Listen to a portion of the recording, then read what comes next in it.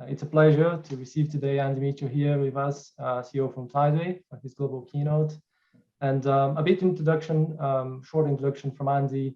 Andy has been involved in a rich portfolio of mega projects throughout his career, with extensive experience in leadership roles in the UK and overseas.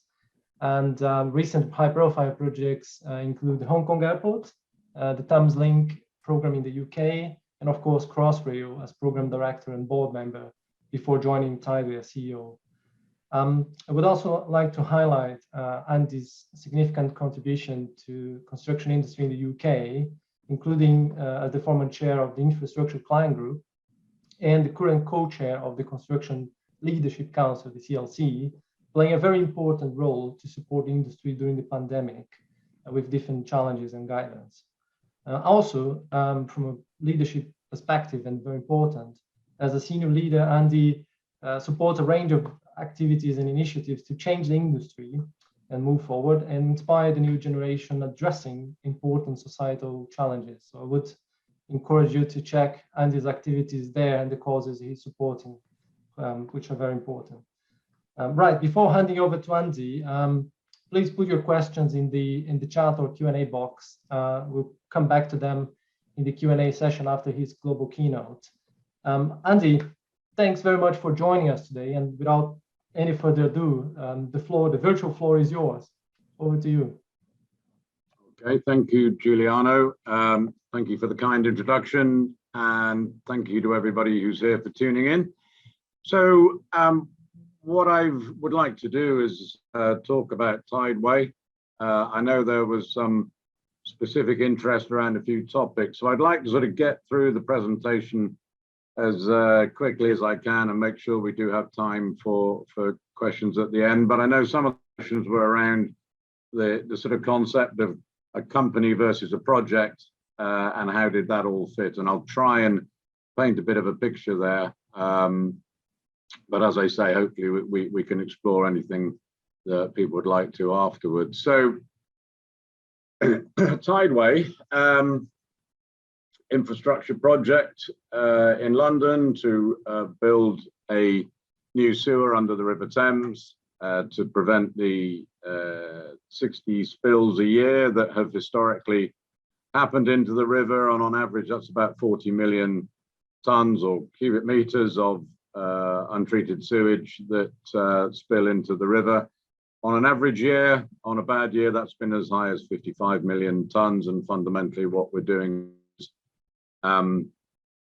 fixing that. So I'll run through the story, I guess, which probably starts some 150. Well, I guess that picture is best part of 200 years old. That's a picture of the River Thames, or a map of the River Thames showing all of the old tributaries of the river that used to feed in. And of course, as the population of London grew, and with the advent of the flushing toilet and other things, the ability to just throw your poo out the window and into the street changed.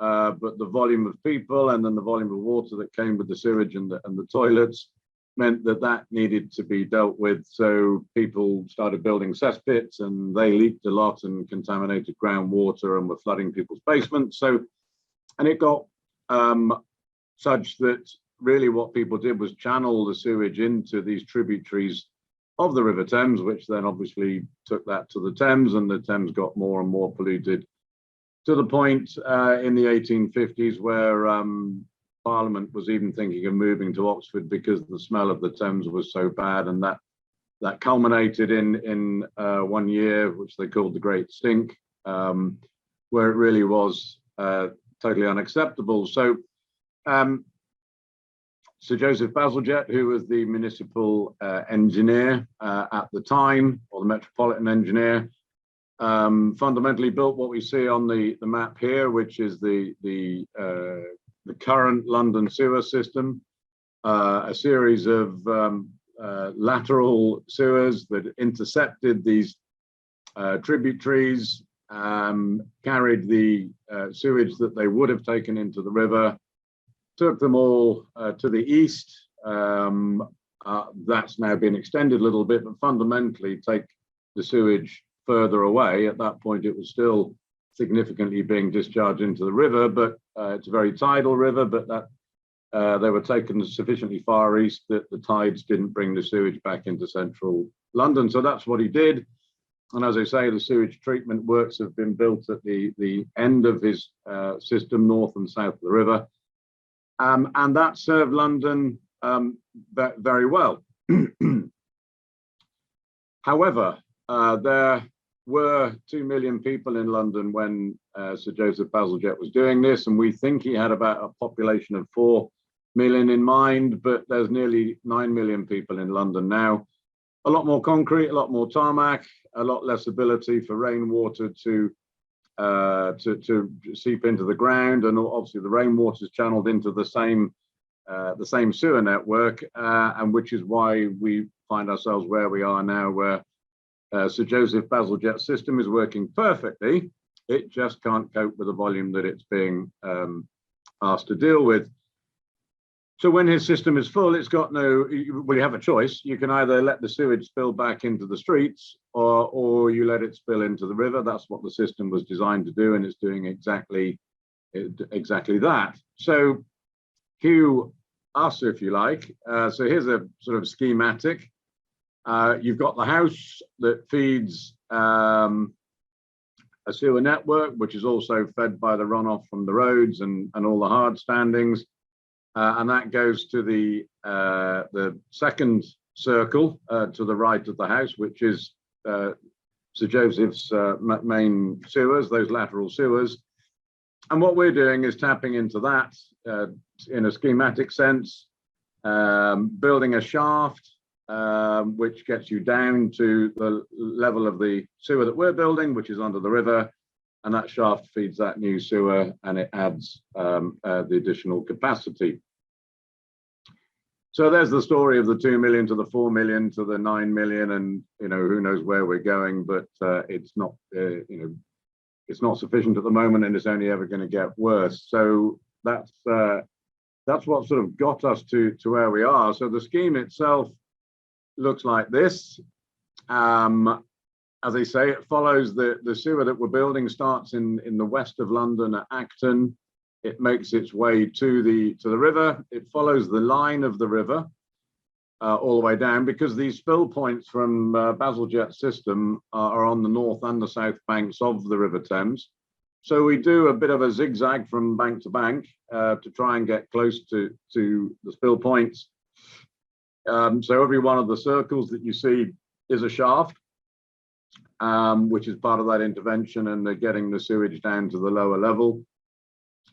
And when we get to the east of London, just before the Isle of Dogs and Canary Wharf, we leave the river, we cut across country, and we head up to Abbey Mills pumping station, which is where the Lee Tunnel starts. The Lee Tunnel was built and commissioned some 5 or 6 years ago, and the Lee Tunnel then continues down to Beckton Sewage Treatment Works, where it gets treated.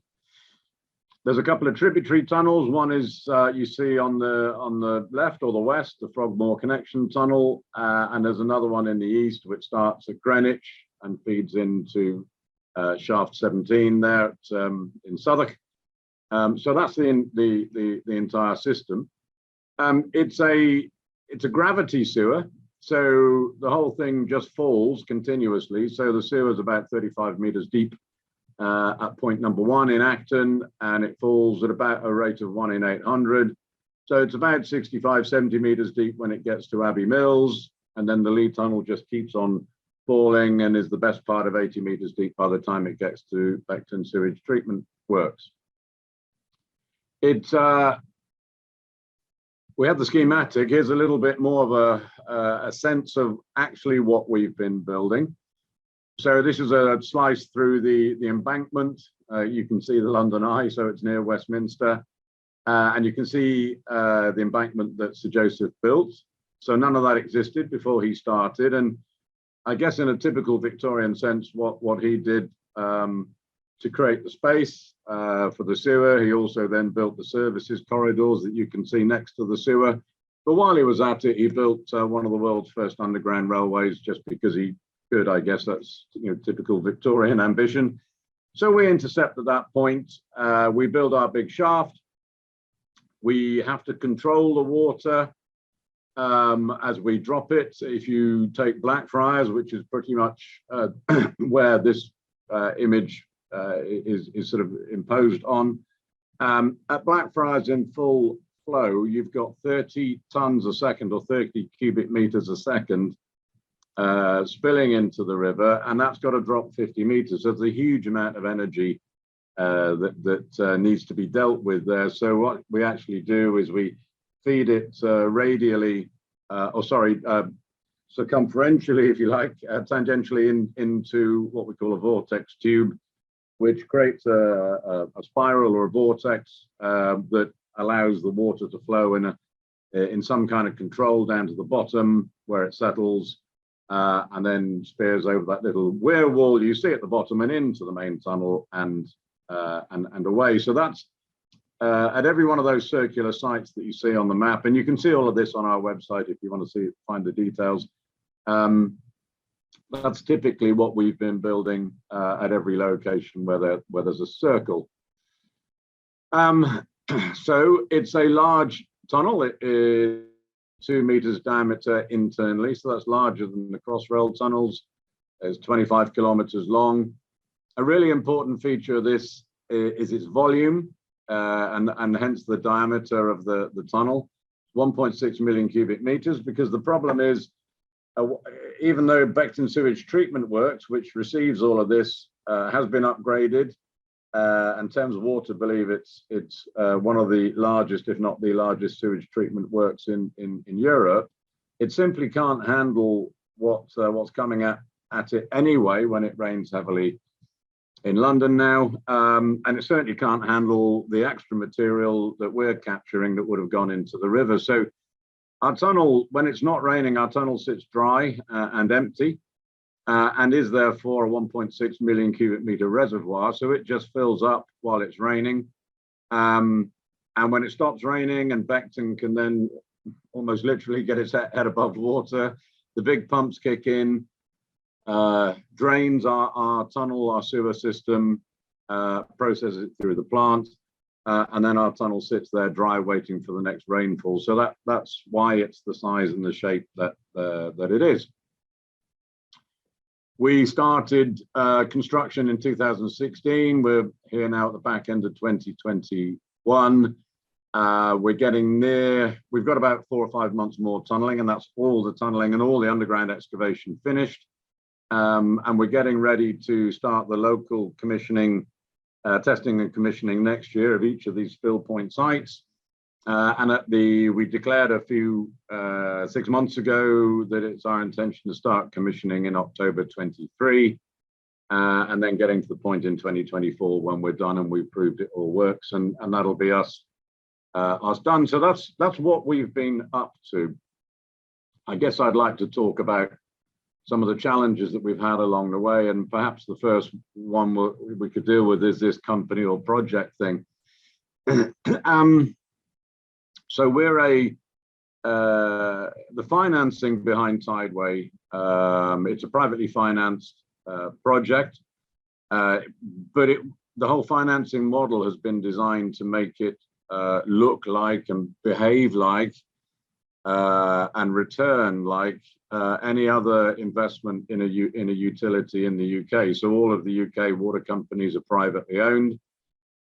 Equity and debt is put in, and on an annual 5-year basis, it's agreed what works they should do and what it should cost and what return they should get. And our project was designed to be financed in a very similar way. So we're technically a regulated water company like any other company, water company in the country.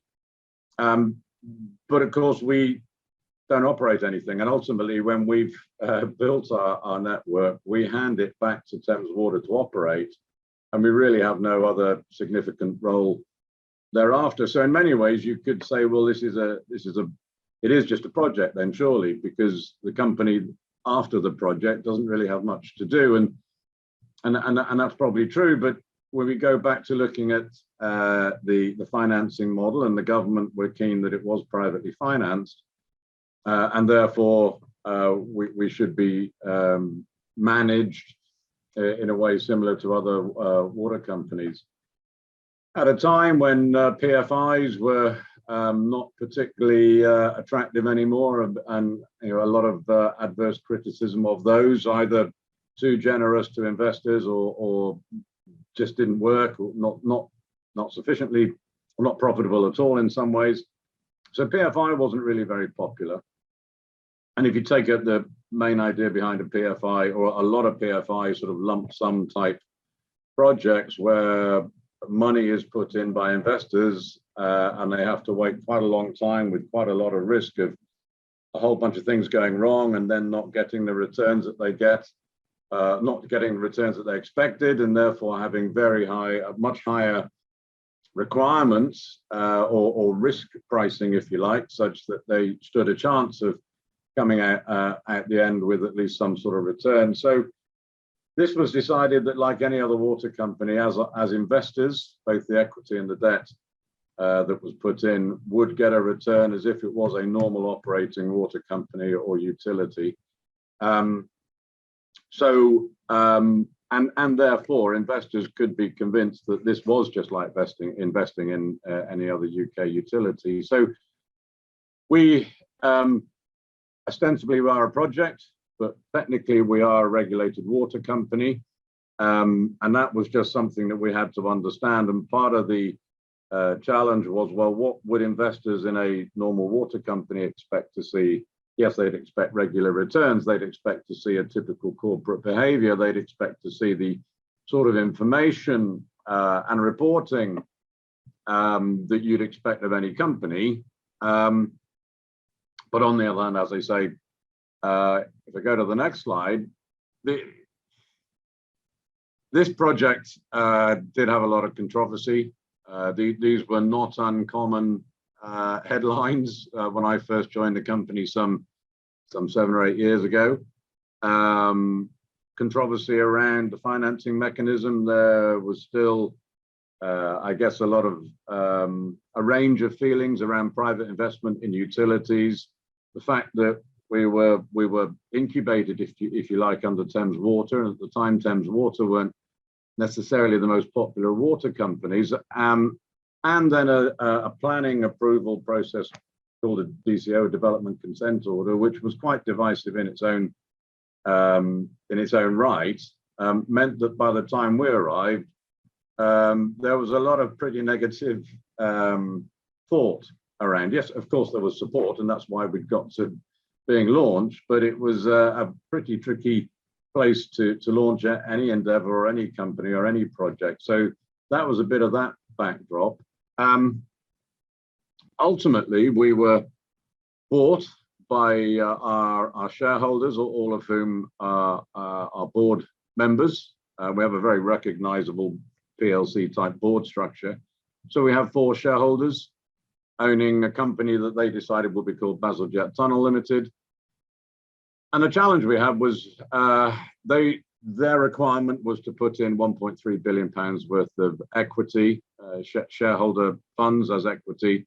But then we needed to go and raise over £2.5 billion of debt or bonds. So that's very much a typical style of certainly utility ownership, governance, if you like, and challenges. So we had, in a lot of ways, to look like a proper corporate investable entity, like a utility.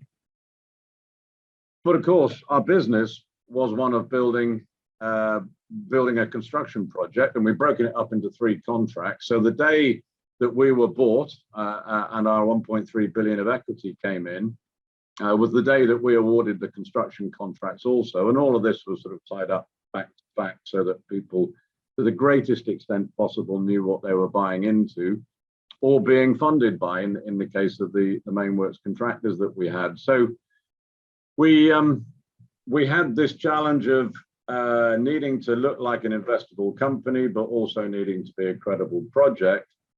that itself wasn't necessarily universally supported by our neighbours and some of the commentators and even politicians in some regard. So that's how we got used to understanding that we had to be schizophrenic here. We had to both think as corporate, investable company, but we also had to think like a project because we had a project to deliver, and we had to be a client in the same way that any other infrastructure project needs a client. So what did we do? Well, what was interesting was we needed to tell a better story. We needed to get away from some of the sort of negativity that was surrounding us. That's not a great way to try and launch a project with your neighbours and with a big city like London, if people are against you all the way.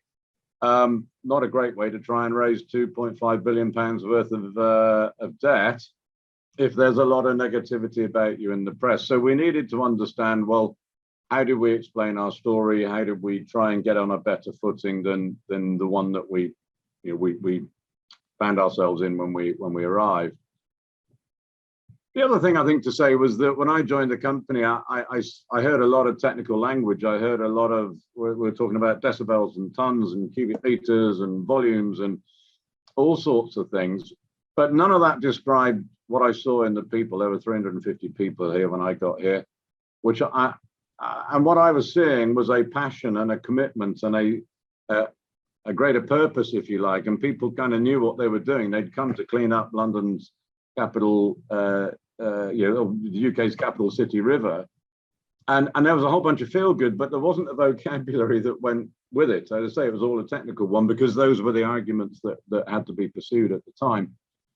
So we set up a bit of a playful area. This was all about, we needed to get our stories straight. We needed to be clear to ourselves as individuals and as the group that we were, what we thought we were doing. So we did set up a bit of a playful area, and we called it our space, and it was you had a little picket fence around it, it had astroturf, it had tables you could scribble on, it had walls that we could sort of imagine what could the River Thames be once we've done our thing. And we spent a lot of time trying to explain to ourselves and actually understand ourselves and put into our own words what we thought we were doing. It felt positive.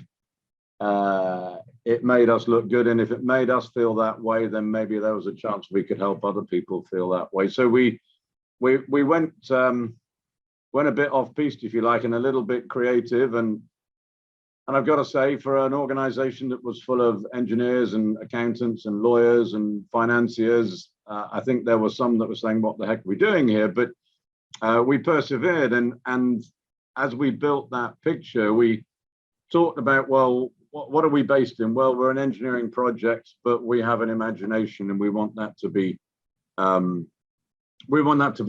and we want that to be enjoyed. We had a lot of talk about how did we want to be perceived. Yes, we were setting up a FTSE 350 company overnight, but we also, which is quite a daunting thing, on day one we had to have payroll and HR systems and all sorts of other things. So a lot of work had to go into the mechanics of being a company.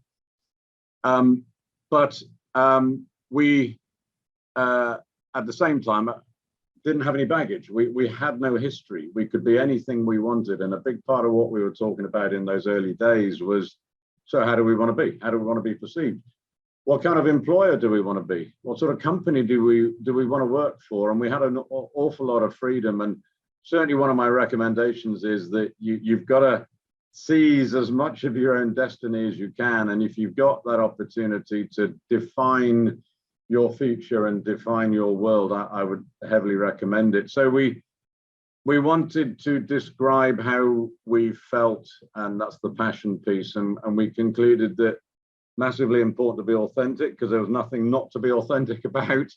But we wanted to be a company that was perceived as having empathy and consideration for our neighbours and for the environment and all of the things that we felt were important. But we also talked about, well, so what? When we've built this sewer, fine, there'll be dramatically less sewage in the river. But of course, you're not going to know the difference because it's a brown estuarine river. And people used to say, well, is it going to be blue when you've, no, it's not going to be blue. It's a brown, muddy river. It's always going to be a brown and muddy river. So we thought, well, you can't explain the benefits in terms of the visuality, if you like. So, and we talked more about, well, what does the river mean to the people of London and what could it mean? And all the scribblings on the wall, sort of fanciful scribblings of what, intentionally fanciful scribblings, what could this river mean to the people of London? And we kind of converted all that into a sketch. And that picture actually hangs on the boardroom wall to remind us of where we came from, if you like. And we distilled that down into two simple statements, one of which, if our challenge is to build a new sewer for London to prevent the frequent pollution, our vision is something different. It's not just to clean up the river, but it's to promote a change in the relationship of the people of London with their river. And there's many cases of where you could see that in the past the river's been ignored. People say the festival hall was built with its back to the river, and if you look at it, you can see why people say that. It was biologically dead in the 1950s, so it wasn't really of much use to anyone. It wasn't a great place to be. So we saw that we had a role, and that wasn't right, and it wasn't necessary in our view. And we therefore set ourselves the challenge of understanding what we had to do to help people think differently about a wonderful natural asset through the middle of a very busy city. It surface area wise, it's an order of magnitude larger than all of the rest of the parks in London put together. It's London's largest open public space, and people didn't see it that way. And we wanted to know what we could do about that. So we built on all of that. We decided that we'd describe the legacy that we hoped to leave. Would obviously be an environmental one, a cleaner river. We wanted to understand what we could do to make fundamental and big improvements in the health, safety, and well-being of people that work on big projects. And we saw that as a moral responsibility, but also a place where we could make real big differences that would be a legacy for the industry.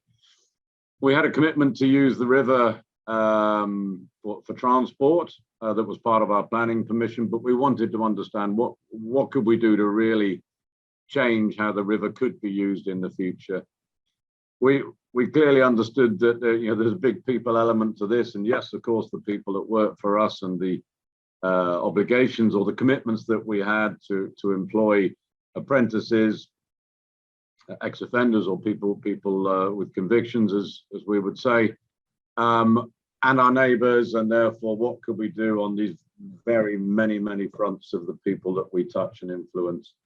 And then of course we do have physical legacies in terms of place, because we are creating 7 new spaces in London, 3.5 acres of new London, the biggest of which is at Blackfriars, which is an 1.5 acre site in its own right. And you don't often get chances to build new London. You might knock a bit of London down and build some more, but you don't often actually get chances to create new land in London, and that was a really exciting piece, and one that we knew we had to get right because it was going to be there for a long time.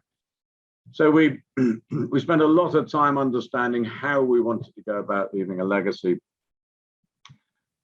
At that same time, and as part of the playfulness and all of this, I put these 2 books in it. We used quite a few sort of books as well. How could this company be, and how did we want to work? And 2 that I think are worth sort of reflecting on. The first was a book by David Marquet called Turn the Ship Around, and it was all about a nuclear submarine commander trying to get away from everything being command and control and direction coming from the top, and how could you actually get people to make their own decisions. And I recommend that book. And then the other book is called Team of Teams, which was a similar sort of idea. You've got multiple teams doing multiple things.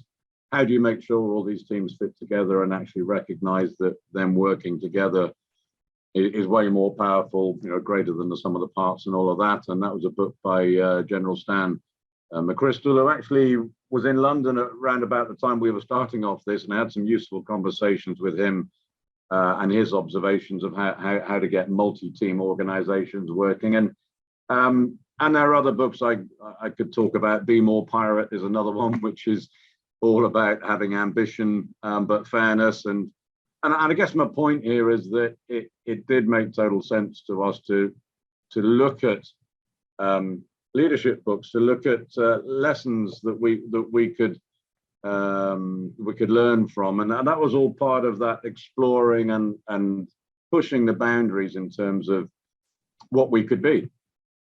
We talked about the Imagineering engineering thing. We had a whole bunch of fun with images like this, and the idea here was at high tide you'd see the Imagineering, but at low tide you'd see the engineering that was below the water, if you like. And again, just creative ways of us expressing ourselves. So where are we now? We're 70% complete. 4 of our 6 tunneling machines have done their job. We've got 2 more that, as I say, within hopefully 4 months will be done. We've built all of our shafts. We're now starting to see the physical legacy appearing. You've got lots of examples. If you've got down the river, you can see it all. The river walls are coming out of the ground, if you like, and next year we'll be starting to introduce the river back to the river walls, having built them inside steel cofferdams and all of that sort of thing. So it's starting to take shape, as I say. 1 more big year of civil engineering, and then we're into the commissioning piece. We've worked hard to engage on a whole wide range of fronts that were important to us and important to all of us that worked on Tideway. We tried to understand how helpful, how useful we could be to the schools. We got a lot of technical capability, and how could we share that with schools and hopefully encourage youngsters to consider this as an industry they wanted to get into. And we continued the sort of playful exploration of how to express ourselves on our hoardings, which was all again part of that storytelling. We reached out to relevant charities, if you like. Excuse me. Well, hang on. Thames 21 is a charity that represents a wide range of interests on the River Thames. We've worked closely with them, both volunteering and financially supporting them on the exploration of the foreshore and the cleaning up of the foreshore as well, actually. Just another few sort of snapshots of things. We launched our mental health position. A number of us, well, there's about 170 of us who are mental health first aiders. I'm one of them, but it goes from me all the way through to supervisors and members of the workforce on sites. On the grounds, if I care for you physically, if I care for your physical safety, then why is it logical that I don't care for your mental health as well? And the two go hand in hand, and we've worked hard at, and I think we've made great strides at that. And the fact that this has been a massively popular piece amongst the workforce, I think vindicates that. But it is all part of that caring, empathetic organization that we said we wanted to create. Our induction process, if you wanted a different safety result, then you've got to do things differently. So we looked at, well, what's the induction going to be? Is that going to be a 1 hour video that's the same as everyone else has seen on every other project, or what? And we set up a 1-day actor-based induction where our stories played out and people get a chance to consider the implications of decisions that we've all seen made. And that's become a mandatory part of working on Tideway. That says 18,000. It's actually 22,000 people have now been through EPIC, which is what we call the 1-day piece. It's just 1 day, but it's the start. It's a foundation of a change of culture that I think most people would recognize that they have seen and they experience on site. Other bits, under the DCO, the legal planning permission we had an obligation to reduce the road transport that we would have used otherwise. by 53%. When our contractors put their bids in, they increased that to use the river more by 67. But the very first thing we did when we awarded the contract is say, well, we launched something we called More by River. How much more could we use the river? Because in any which way you look at it, that's a smarter way than putting trucks on the road. And whether that's carbon emissions, whether that's air quality in terms of particulates, whether that's congestion and road safety, it could only make sense. And we pushed that up. We said at the time 72. I think by the time the story's written, we'll end up proving it was higher than that still.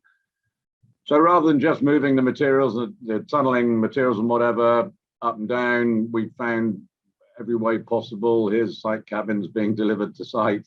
And that's become just now a given. That's how we do things on Tideway. If you can get it on a barge, you get it on a barge and you move it that way, it's better.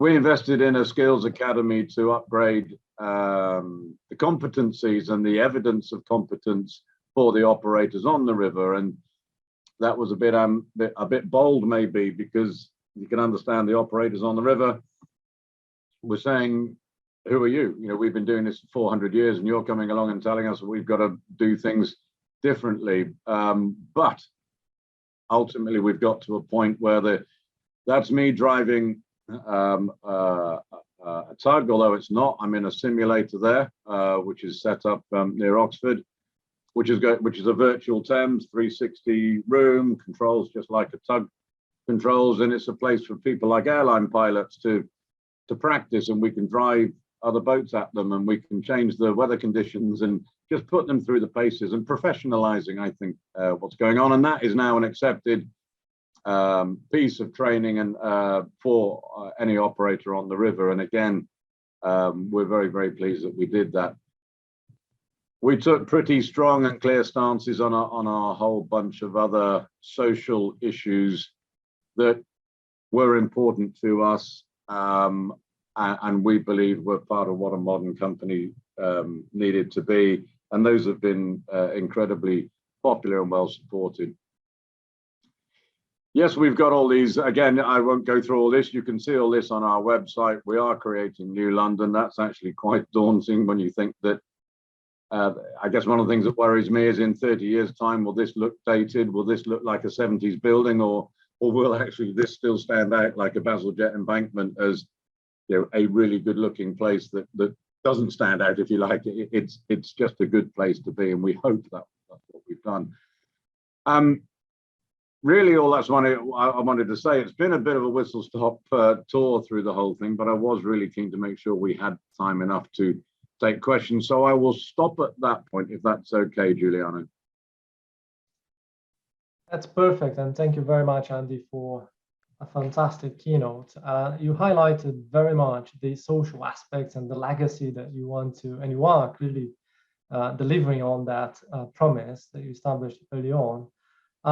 If I could go back to several questions here that I received, this idea of a project and your comment about the fusion between a company and the project was very interesting and attracted a lot of attention. How do you see perhaps the capabilities that you had to build with no organizational memory, as you mentioned, which was an opportunity, but what buckets of capabilities perhaps you had to build as a company to coordinate and integrate the massive project behind it?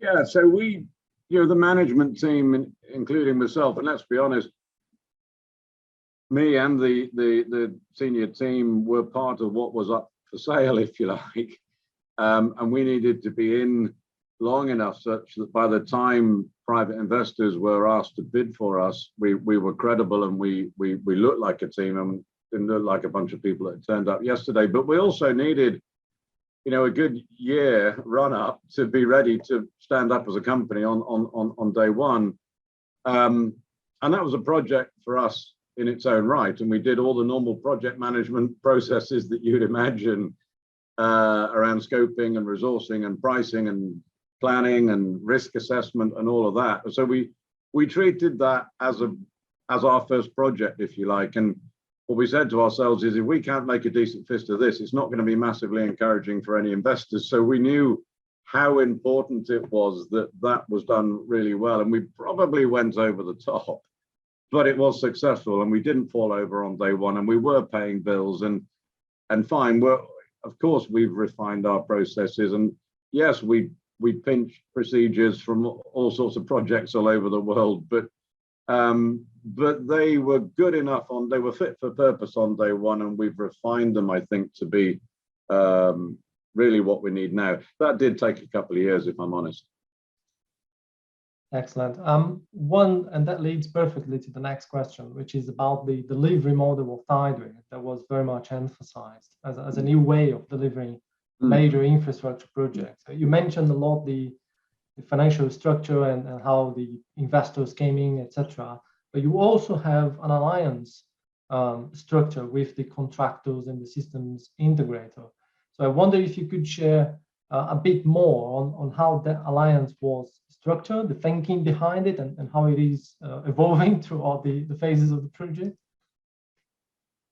Yeah, so you're right. We had all that external financing relationship to understand, but we also, the alliance wasn't just our main works contractors and us. It needed to involve Thames Water, because we're tapping into their system up and down the river, and obviously then we're connecting into their system at the far end of our tunnel. So they have always had to be part of that. And fine, yeah, we were incubated under Thames Water, but it was done in a fairly structured and legalistic way, because we were trading entities, and we, as an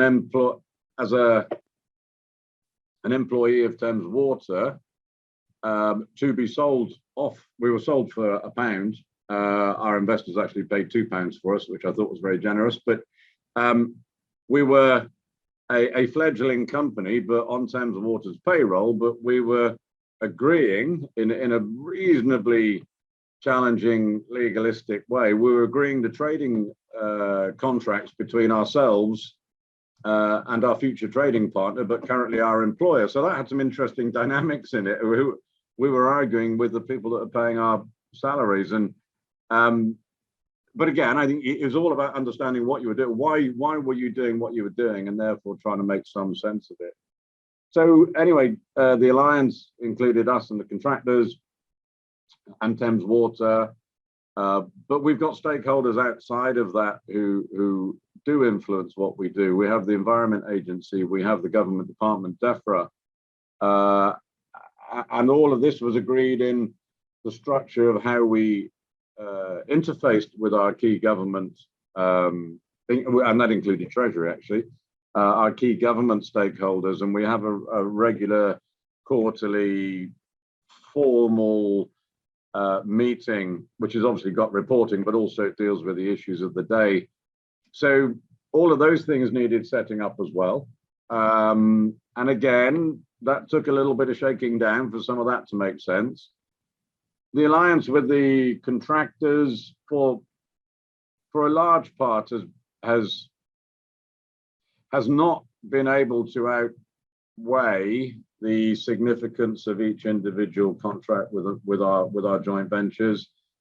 You know, the pain and the gain associated with the NEC contracts, the target price contracts that we have, significantly outweigh any incentive mechanisms that there are under the alliance. It was always going to be the case, but we have had now 6 years of alliance board meetings where we all sit down together and we recognize the realities of the commercial world that we're in, but we do also recognize that we did all come to do the same thing. So we've tried to find a way of making that work, and probably the best evidence of that is that the amount of sharing that we see. If somebody gets something wrong or something right in one contract, we do have a culture where that is openly shared, you know, mistakes and all, because we all know that can come back the other way too. So we found a way of making all these things work, but of course all of these things were predetermined, if you like, in the years that ran up to prepping us. So I would guess it took 6 years of all of these government bodies and Thames and our fledgling selves to shape how this total model works. So not just the financing model, but the relationship models inside, outside. And And I think when you're looking at major projects and setting them up for success or major programs, you've got to recognize that this doesn't happen overnight. And the more, as always, the more thought you put in, the more likely your chances of success. Perfect. And your point about teams of teams and the leadership aspect of understanding as a collective endeavor with multiple organizations and different teams across the project, that's really powerful. Early on, we see several projects dealing with that throughout the delivery of certain phases, and that should have been established before. So I wonder if we think also about this idea of integration between the client as Tideway and the supply chain, or the market that you created through strategies. I wonder whether that integration challenge that you have, company and project, was reflected on the teams of teams as well. So the procurement and the leadership together. Yeah, very, very much. One of the sort of phrases we've always used here is the zippering. And making sure that we've got points of contact at all the different levels of organization. So within ourselves, who do I talk to? Well, I talk to the CEOs of Thames Water, I talk to the CEOs of the contractors, I talk to the SROs, the senior responsible officers within the government departments.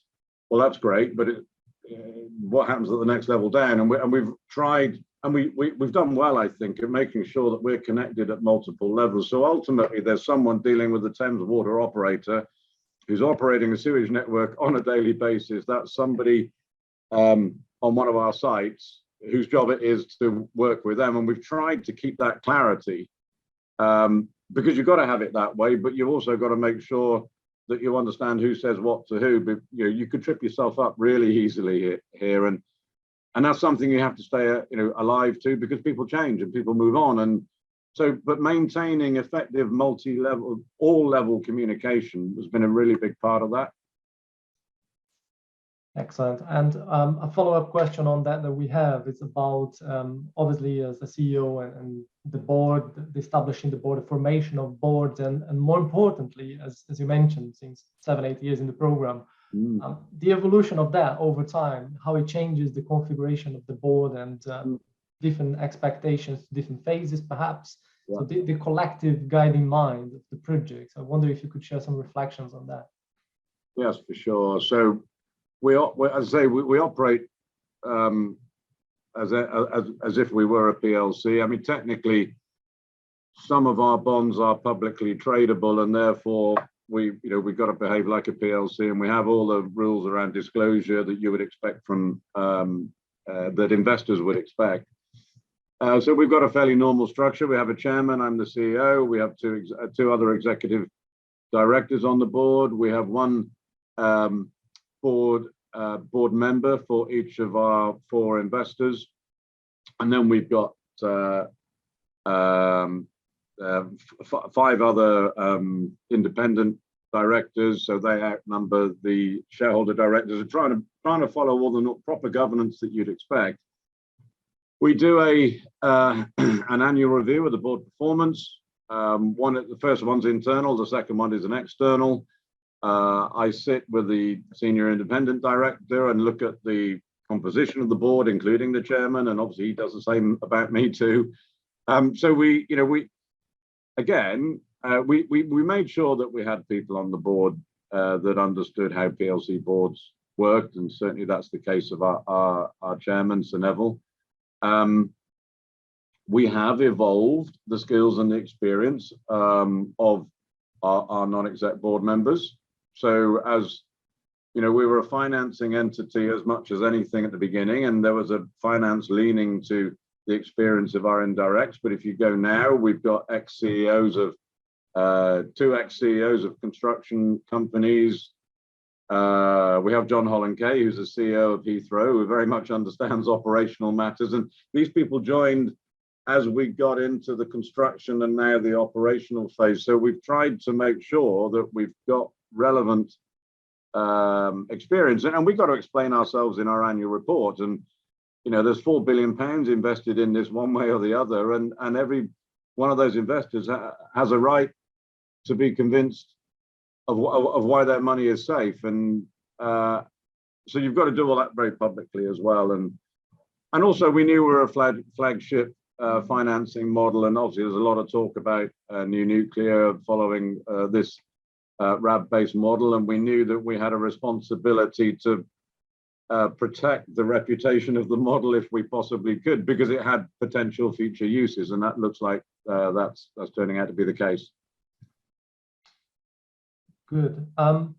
Andy, I'm conscious of time and we don't want to overstep the 1 hour mark. So perhaps in terms of your final remarks, and I do know you are very passionate about the future of the construction industry, of course, but in terms of a leadership perspective, and there is also a challenge of transitioning people from a more technical role to a leadership position in major programs, and the young generation entering the industry as well. So I wonder if you could reflect on both, how we stimulate the new generation and create the safe passage for the next leadership generation as well. Okay, sorry, I should have said at the beginning, today is our Christmas jumper day in the office, so I'm wearing my Christmas jumper. That's what that's all about. I saw another question from Pier Paolo. Can I say what we could have done better? And I think it fits actually with your question. I would have been more ambitious still. And you know, at the very beginning, when we thought, and I found myself standing up in public talking about trying to repair a lost love affair between a people and their river, internally, I was saying, have I lost the plot? You know, this is not how engineers speak. Is this how captains of industry speak? And on reflection, the answer is yeah. And I should have done it louder. I should have done it more, and I should have been even more ambitious to make Tideway the best company we could be. Because an awful lot of what we did naturally, our sustainability goals, we developed those before the UN SDGs. You know, we'd set ourselves up, I guess, ahead of time and ahead of some of those sort of expectations. And so I think I would have, if we were going to start all over again now, we'd have the SDGs and we'd have mapped more logically to those, but we'd have also tapped into something else that's changed in the past 10 years since this was being devised, and that is society's expectations for the sustainable behavior of infrastructure and the role that infrastructure has to play. And one of the things I say with my CLC hat on is that we've got to explain to young people, I'd argue everybody of any age, that you know, if you want to change the world, come and join construction, because we're 40+% of global carbon emissions is from the built environment, and that needs changing. And I think there's a lot we can do to tell that story. And the more we can do that, and the more people that we can attract into an industry, and not just those technically minded people that did maths and physics at school, the more diversity of thought that we can get into our delivery organizations, the better result we're going to get. There's no question in my mind on that. So I think going forward, you've got to be really, really clear on why this works, not just I'm taking the sewage out the river, but what is the broadest possible definition of societal benefit from infrastructure, and how are we going to do that in the most responsible and sympathetic and sustainable way possible.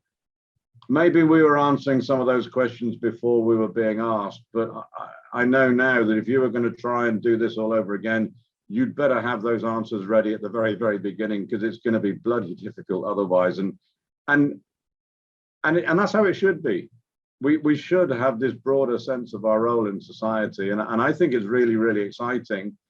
You know, and I look at the younger people coming into this industry, and I think, wow, this has never been more wide open in my whole career. And I think it's just a really exciting time to think in a big way about what we do.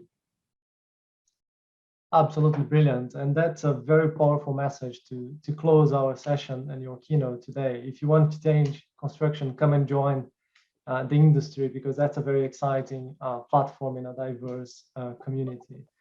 Andy, many thanks again for taking the time to joining us today and sharing such high level and honest views about construction and in your journey on Tideway. It's very much appreciated. You're very, very welcome. I hope it was helpful. You know, if there's any thoughts or questions that people have, I'd be more than happy to deal with those, and you can feed them through Giuliano. I'm not hard to get hold of. You can find me on the website. I'm andy.mitchell@tideway.london. So, you know, please feel free to say if I can help in any other way. Fantastic. Well, again, thanks everyone for joining us today. And on behalf of IPMA and UCL, have a good day ahead of you, and see you in the next time.